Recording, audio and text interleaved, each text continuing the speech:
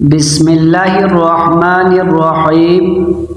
حضرت انس بن مالک رضی اللہ تعالی عنہ سے روایت ہے کہ رسول اللہ صلی اللہ تعالی علیہ وسلم نے ارشاد فرمایا، جو کوئی ہماری سی نماز پڑھے اور ہمارے قبلہ کی طرف رخ کرے اور ہمارا ذبیحہ کھائے، پس وہ مسلم ہے جس کے لیے اللہ کی امان ہے اور اللہ کے رسول کی امان ہے، سو تم اللہ کے عہد نہ توڑو اس کی امان کے بارے میں۔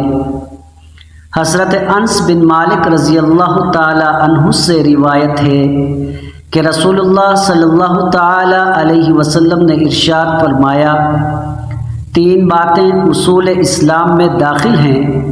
ایک یہ کہ جو شخص کلمہ لا الہ الا اللہ کا قائل ہو، اس کے بارے میں زبان کو روکا جائے، یعنی کسی گناہ کی وجہ سے اس کی تکفیر نہ کی جائے اور کسی بدعملی کی وجہ سے اس کو خارج از اسلام قرار نہ دیا جائے۔